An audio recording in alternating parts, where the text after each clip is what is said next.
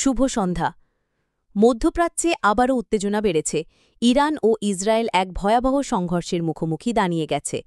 গত কয়েকদিনের টানা সামরিক অভিযান, বিমান হামলা এবং পাল্টা আক্রমণের ঘটনায় পুরো বিশ্বে আবারও যুদ্ধের আশঙ্কা তৈরি হয়েছে। প্রতিবেদন অনুযায়ী ইসরায়েলি বাহিনী ইরানের সামরিক অবস্থানের ওপর নির্দিষ্ট লক্ষ্যভিত্তিক হামলা চালিয়েছে, যার জবাবে ইরান ও ইসরায়েলের বিভিন্ন এলাকায় ক্ষেপণাস্ত্র হামলা চালিয়েছে। পরিস্থিতি এখন অত্যন্ত অস্থির ও বিপজ্জনক।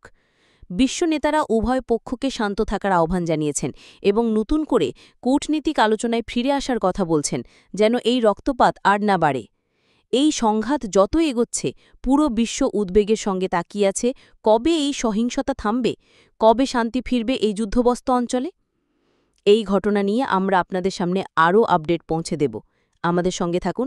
আধুনিক যুদ্ধক্ষেত্রের মতো দৃশ্য, ইরান থেকে মরুভূমির মধ্যে থেকে মিসাইল লঞ্চ, কিছু মিসাইল ইসরায়েলের আকাশ প্রতিরক্ষা ব্যবস্থা দ্বারা ধ্বংস হচ্ছে, কিছু লক্ষ্যভেদ করছে, চারপাশে আলোর ঝলকানি ও ধোঁয়ার কুণ্ডলী, রাতের অন্ধকারে দূর থেকে শহরের আলো দেখা যাচ্ছে, ব্রেকিং নিউজের লোগো, স্ক্রোলিং টেক্সট, নিচে চলতে থাকা ক্যামেরার কম্পনসহ ড্রামাটিক পরিবেশ।